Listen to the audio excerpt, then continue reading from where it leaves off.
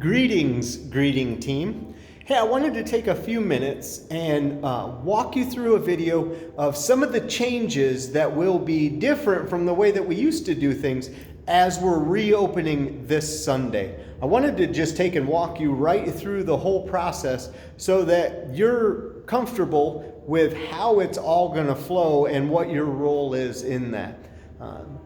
I'm going to take us outside. I wanted to just say what we know, if COVID has taught us anything, it's likely that a lot of the stuff that we're already putting in place, we're going to have to improvise and adapt. We know that we'll probably have to change, and that's why we're not putting a ton of time into clearly documenting how this will go. It's kind of trial and error. We're going to see what works and what doesn't.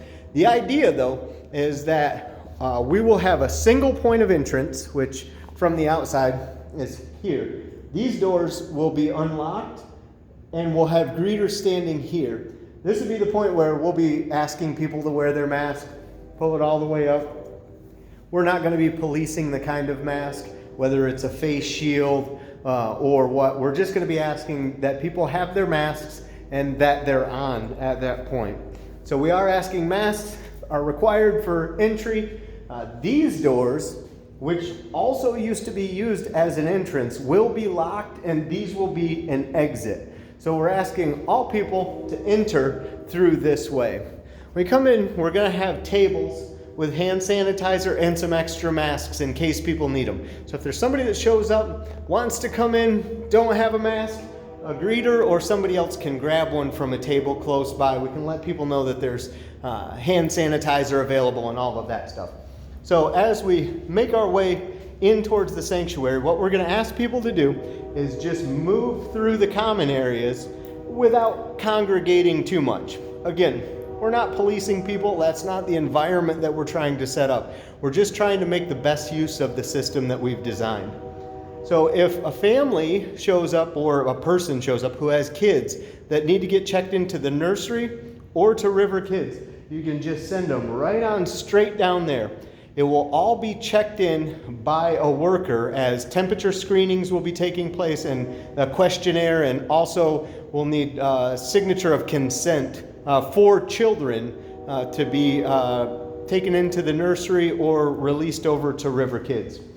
What we've done is we've created these QR codes, and they're littered all through the building on the walls. What this has done is it's taken the need for the connections person and the prayer slips and also the request for prayer sheets out. We want as little contact as possible.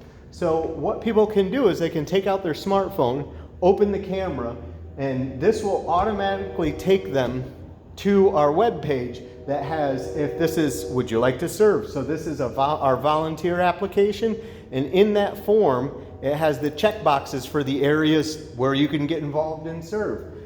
This is our connection spreadsheet. It lists all the ministries, the small groups and Bible studies that are currently happening, and how to get a hold of the people that are handling those ministries or overseeing those.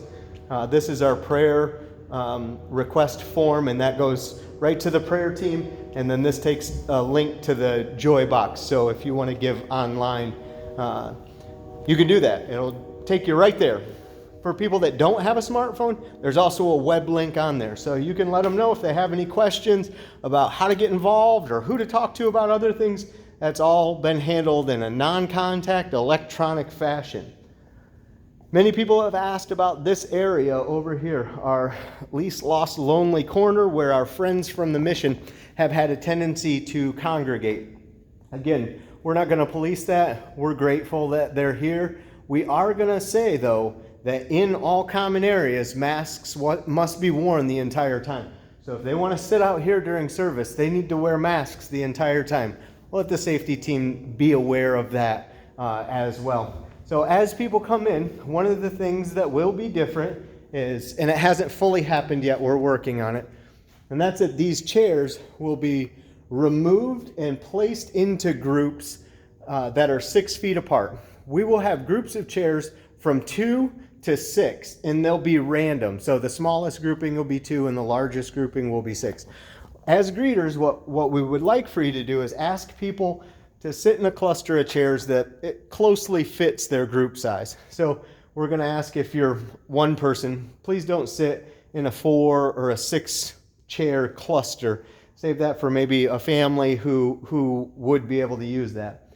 At the end of worship, when we're all said and done, we're going to ask people to exit. If they don't have kids in the nursery or in River Kids, if you don't have a need to go back out into the common area of the church, we're going to ask you just go ahead and exit right out of that exit and right out of that exit. We realize that it's a walk around the church, but it will help us in minimizing our contact with each other and the crossing over of each other, which is pretty much what we're trying to accomplish. So, as I mentioned, our mask policy will be, masks will be required for entrance. Masks will be required in the common areas. Masks will be required while singing. However, if when you're seated and you're socially distant and during the teaching time, if you want to take your mask off, we're okay with that. We do ask that you pull that mask back up over your nose as you're moving about the building. So if you need to go get coffee or as you're exiting, certainly pull that back up. It's going to help all of us as we do our best to do both, accomplish the sacred task that God has called us to and be as safe as possible while we're doing it. So I wanted to thank you all for responding yes to the call to lead in a difficult time. I can't tell you enough how important what you do is. Paul talked about stumbling blocks. Ezekiel talked about stumbling blocks too. And before people make it to the teaching time, before they come into worship, you're going to be the first person that they come into contact with. And how they feel greeted by you is going to set up the whole rest of their experience while they're here.